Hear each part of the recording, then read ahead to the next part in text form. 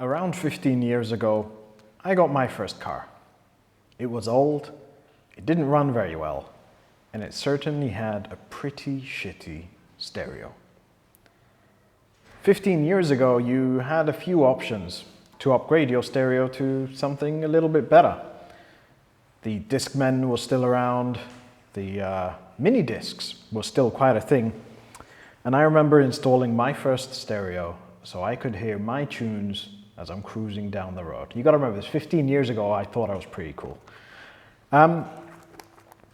Over the years things have changed, and now most cars come out of the factory with some semi-smart entertainment system or some built-in navigation. So that market of aftermarket head units and stereos has died down.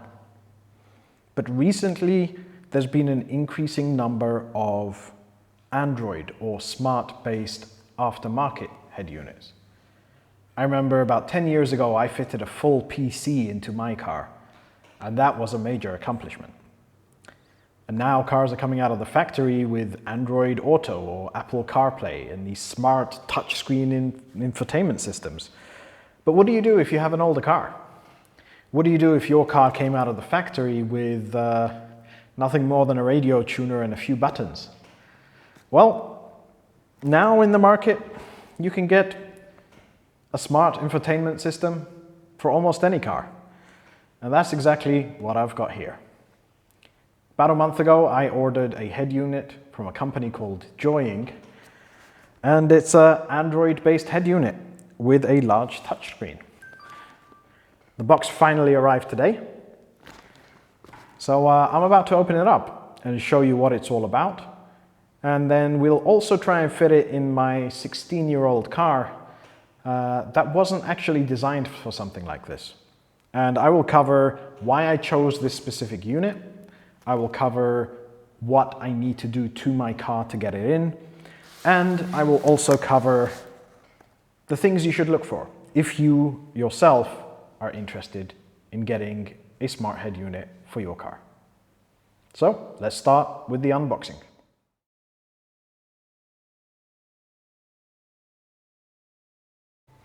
So I've installed a few head units over my years, and for the current car that I have, which is a 2004 pre-production or prototype Land Rover Discovery 3, I wanted to go for something a little bit different, something other than the typical head units that you have.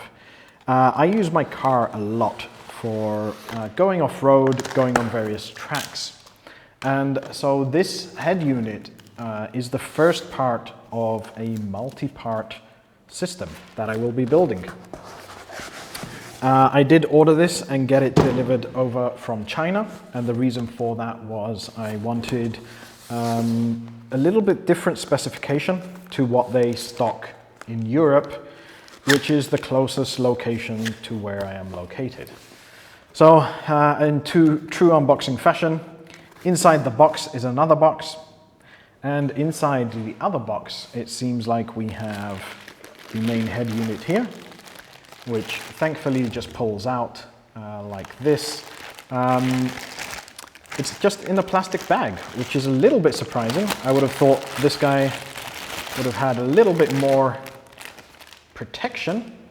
So that's the unit right there. You can see the connections on the back here. We just lift up some of these. So it does have Wi-Fi with both 2.4G and 5G, and that was a key thing for me. I wanted the long range of 2.4G, but I also wanted the high speed of 2.5G. That way I can just park the car at home, and then when I'm close enough to my house, it can connect to Wi-Fi and do whatever it needs to do. So that's what these three antennae here are for, Bluetooth and the two Wi-Fis.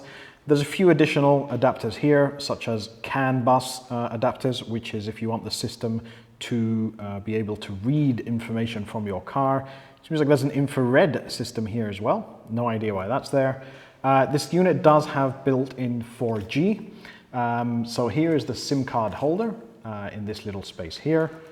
And that means that I can put in, if I don't lose the clip, I can put in a 4G SIM card and it will get 4G internet wherever I go.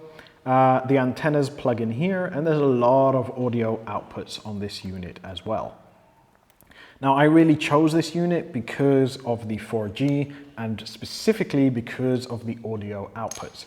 When we come to fitting this into my car, I won't be going the traditional route of rewiring everything, and that is because my car has a built-in amplifier and quite a complicated built-in system. So what I will be doing is I'll simply be piggybacking off of the current car system.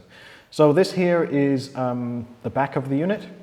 USB ports which can be extended, there's a microphone input, there's the antenna input, and then the general wiring will go here. So what else do we have in this box? We have a second smaller box, so let's open this guy up. And seems to be some manual, put that aside for now. There is an extended cable. This is another thing that I did order specifically, and it had to be shipped from China. This is a 1 meter extension cable for the screen. Now, I do plan to have the head unit a little bit further away from the actual display. So having this screen cable is handy. I didn't need to order it from them. It just looks like an industry standard screen cable. Not usually used for screens, could even be used for floppy disks back in my day, or something similar. So it is a nice long 1 meter extension that will allow me to position the head unit somewhere hidden away and then have the display somewhere nice. Also here, I believe this is the 4G antenna. So it's just a little unit with some 3M tape on the back, and it will plug into the back of the head unit there. If I'm not mistaken, there should be two. Yes, indeed, there are two. For proper 4G operation, it does need 2 antennas, so I will have to find a way to locate these somehow in the car and get them positioned correctly. Wow, this is quite a big guy. And a helicopter flying overhead.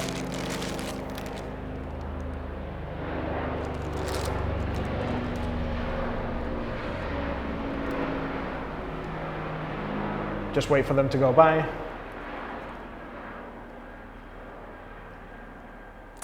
Now then, the device does come with a mono microphone. It doesn't particularly look like it's any particular good quality or anything. The capsule in there looks pretty poor. I don't think I'll be using this. I think I will be plugging in a different microphone. The car does already have a Bluetooth kit by Parrot, but again, it's almost a 15-20-year-old unit, so I don't think that I'll be keeping that in there. But we'll see. We'll see. I'm sure I have some microphones left over somewhere. Another beautiful thing, we have the GPS antenna. Now this is a GPS and GLONASS antenna. It doesn't come actually with any sticky backing, which I expected, but I will definitely be putting something onto here. I've got to check actually whether it'll be better to affix this to the windscreen, kind of sticking out, probably at an angle like that, or whether it's better to have it on the dashboard. So I might have to check into this and see which way up it should be mounted. Some more Bluetooth pairing guide, greeting card, etc. We can get rid of that second box. There's a couple of USB extension cables, which are handy to extend the USB sockets that are on the back there to somewhere else in the car. And then in this last bag here, there is the general wiring harness. Now it seems like they already have it wired up for what is known as ISO connections. So if you have a head unit in your car, aftermarket one, it will most likely have a plug very, very similar to this. This is an ISO system, which means all of the pins are in the correct place. The red will be 12 volt live, etc., blah, blah, blah, and your speaker wires. But as I said, I'm going to be wiring this in a slightly different way. And as a result, I won't be needing all of these wires, so I'll probably just chop them. You do have a camera input via a standard RCA connector at the back there. What else have we got? We've got a antenna contact, which I believe is to raise and lower the antenna. We have an amp contact, which will provide power to the amp or amplifier when the stereo is on. We have a back, which I assume is for the backup camera. So you wire this into your reverse or backup lights, and the system will switch to the rear view camera input whenever there's power applied there. You have a brake, which I assume is just for your brake lights. And then you have key 1 and key 2. Key 1 and key 2 are for your steering wheel controls if you have an older system like my car does, whereby it's what they call a ladder or resistive system. So key 1 and key 2, you would wire these up, and it would basically measure the resistance across the wires and detect which steering wheel button has been pressed. Depending on your car, you may need to use this system, or you can use the CAN system, or there's a few other systems that you may need to use. So that's quite a lot of cables and wiring and a lot of crazy rubbish that ended up on my desk. But now it's time, I guess, for this big box here, which is the LCD. Just opens up like most others. So we'll open that up. And I ordered the 10.1 inch LCD. There we go. So I ordered the 10.1 inch LCD, and the reason for that is I wanted something bigger than just a 7 inch, and because I do a lot of off-roading, etc., I wanted big maps. I wanted to be able to see camera inputs quite large. I wanted to see everything as big as possible, and this screen will definitely do that. It's all metal over here. It's extremely strong, it's quite weighty, but again, it's designed to fix to the head unit. It's not designed to be mounted solo, but by using that 1 meter extension cable that we had earlier, this unit can simply be plugged in here, like so, and the other end of this cable can then go to the head unit. And then that way then you can have essentially a remote screen, which allows you to mount this quite frankly thin, quite slim display. Let's give it a quick measurement here. It's about 13 millimeters. Yep, it's about 13 millimeters thick, excluding the plug connector on the back. And we can do a very, very quick and crude measurement just going across here now.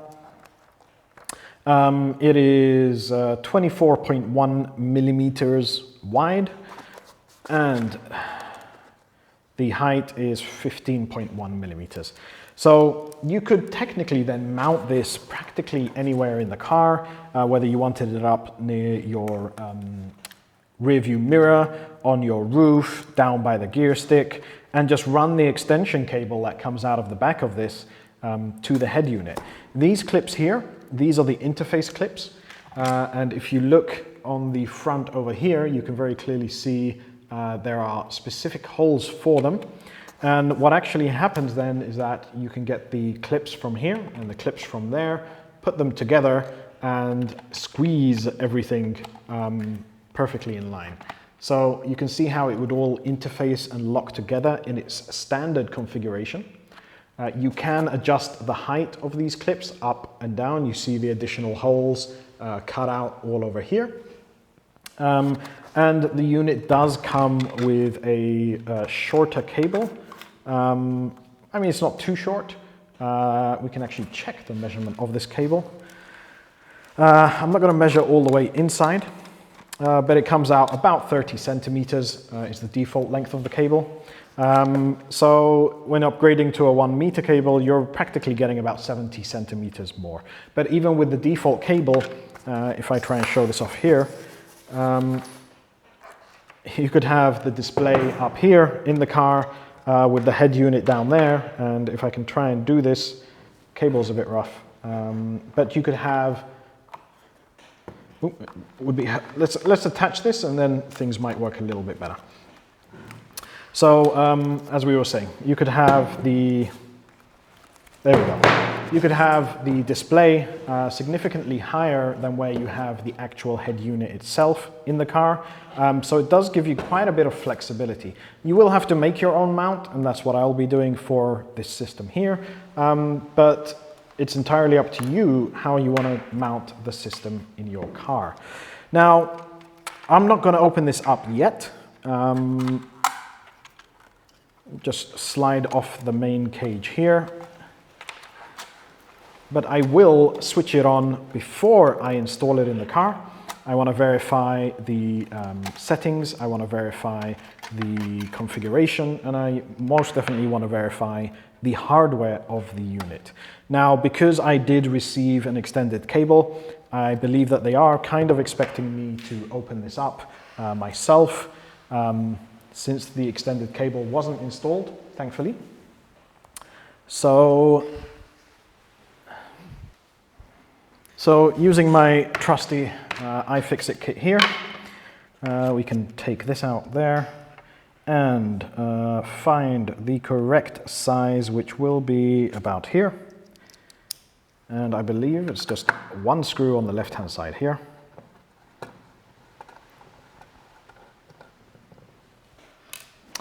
And, well, there's another screw on the other side here, but since they didn't install the cable, warranty is void. But that's all right anyway. I can always send them a message about that. Okay. I don't see any other screws going around anywhere. There's nothing hidden under the label here. So I guess it might just be a case of brute force and lifting it off, just pulling from this little gap here. There we go. Okay, so this is the inside of the unit. Now I guess then you can see that here is where the display plugs in, right there. So if you did order the kit and get an extension cable, you will need to remove this one from here. This is the processor unit. It does actually look like there is a micro, let's try and get the camera to focus there, micro SD card slot right there. And you can see it coming in to the board over here. I don't know what these connectors over here are. Let's try and get that in view. So just here, we don't know what that one there is for. But you can definitely see a lot of the other antennas, etc., going through. The work on the board is reasonable. It's not the worst thing in the world. It's also kind of not really the best thing in the world. But yeah, that's how the unit looks. I'm going to close this up for now, and then we'll power it up, make sure that I'm getting power coming in, and seeing which way this cover is meant to go back on. Are we going to get it the first go, or is it going to be like USB?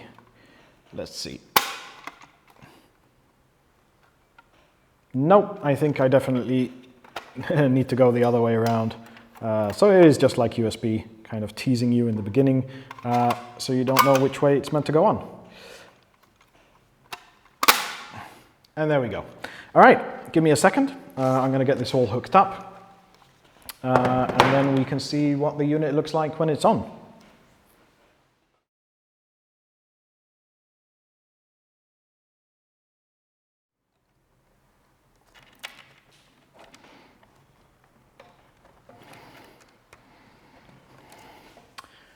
Okay, so everything's hooked up with a slightly ghetto-engineered power system. I have my USB battery bank, which is a USB power delivery or USB PD system. I have a USB-C PD to DC 5525 connector, you can see there. Just taped it up using the yellow and red from the main joining connector. Which is, the yellow one is battery permanent and the red one is for when there is power applied. and the black one to the negative. And just a small voltmeter on the side here for me, just to make sure that the system is getting 12 volts, as it should be expecting. Now, I'm going to flip this image around for you guys, so you can see everything how I am seeing it. And I'm going to take off the sticky stuff from the cables here. And for some reason, it seems like the system is in Spanish, which will be interesting because I am technically located in Spain. I am located in the Canary Islands, which are a part of Spain. That was satisfying, and I kind of ruined the moment there. Sorry for all of you ASMR fans out there. But this is the unit here, so let's zoom in a little bit. And then we can give you a good overview. I'll keep the voltmeter there. Of the unit. So I guess first things first is I'm going to need to change the settings. Now usually on Android I would just pull down from the top. Okay, I'm glad that is still the same. There is a gear icon, so I will tap that. Glad that is the same. General settings. I guess that's not the same. Let's go into system. Time and date. That's not where we're looking. Okay, that's going to be interesting.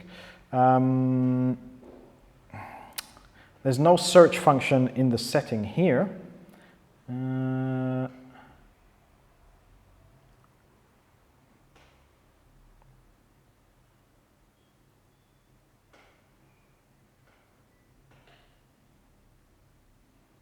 Here we go.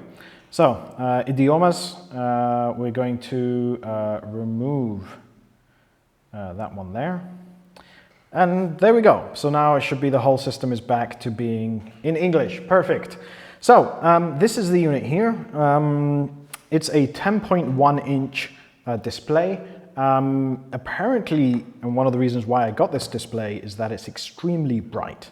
So if we come down here, it is set to maximum brightness right now. I don't know if that's super bright.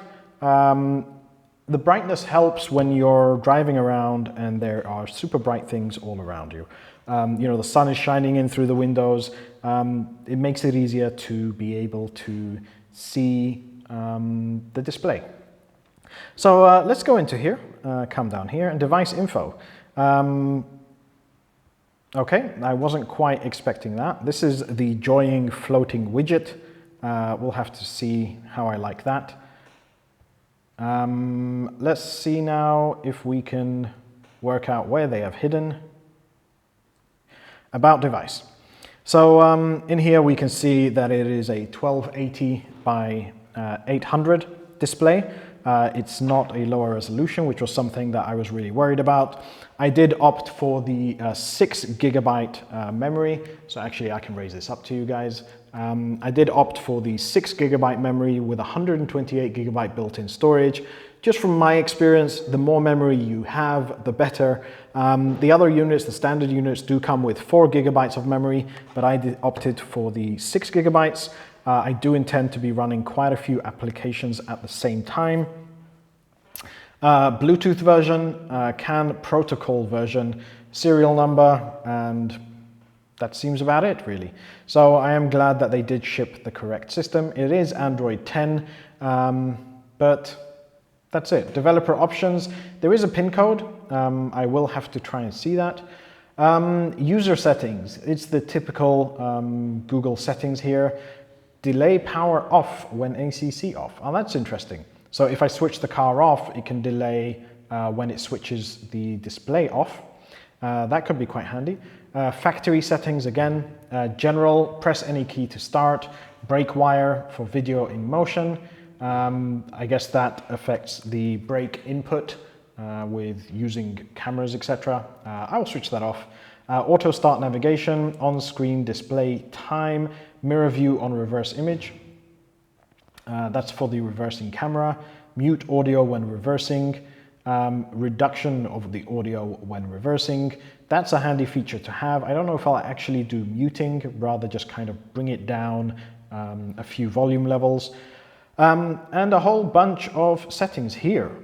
So it's quite a system. There's a lot of customization. There's a lot of settings that can be adjusted. There's a lot of modifications that can be done. Now, one thing that I do know that they have done on these drawing, as well as many other drawing units, is Bluetooth is locked down. You can only use authorized Bluetooth devices. Almost every single phone works perfectly fine, but any other kind of Bluetooth device will not work or may not work.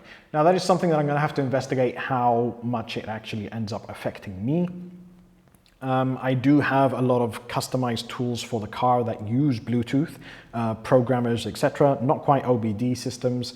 So I will have to check, you know, how this restricts things. And at the end of the day, I always have my phone.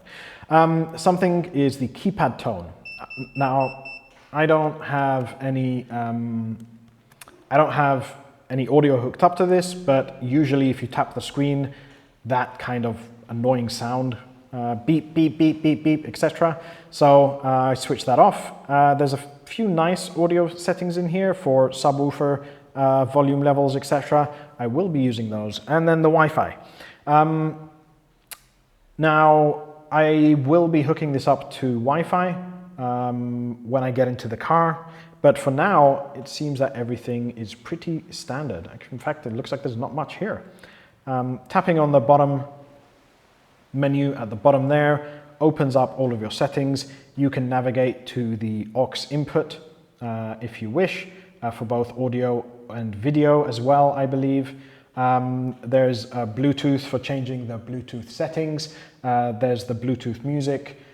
In fact, if I quickly reduce down my lights, you should be able to see it. But Bluetooth music, calculator function, CarLink, which I believe is for Android Auto and Apple CarPlay. You simply hook up your phone via a cable and that works there. It's actually annoying that I can't. All right, there we go. Chrome, steering wheel controls. This is if you've wired up your steering wheel. You then press the buttons and you can program them into various other things on here. Let's go back one step. Equalizer, file gallery, etc. Google Maps does come installed. The Play Store does come installed. Radio and various other settings are all accessible in here. I will definitely be customizing this interface. I don't quite like the look of it. And I use a few customized navigation apps on my phone, which I will be installing on here once I've got it in the car and tested and made sure everything is working. But I am happy that the unit is working. It is not kind of a dead on arrival unit. I am happy that it has the correct specification according to what I asked for and indeed paid for. This is a paid unit. This isn't a freebie review unit at all. So this did all come out of my own money and it will be going into my own car. So this is completely unbiased. I guess that's it for this kind of testing part. It seems to work fine. Everything seems to look good. Softwares operate properly. Yeah, I mean, you can even open up Google Maps. It'll probably ask me to sign in. I guess not. I don't have the GPS unit plugged in, and it doesn't seem like it saved any maps from when they were testing it. But yeah, I will get this dismantled now off of my desk, and then we will go and have a look in the car and see how we want to do this. Again, I just have a very, very crude kind of power supply unit coming up. Simply USB Type-C, converting into DC, which is hooked up with this very beautifully engineered kind of, with my voltmeter, just testing the voltage as well. But everything seems fine. So I think it's time to start installing in the car. I'll see you guys out there.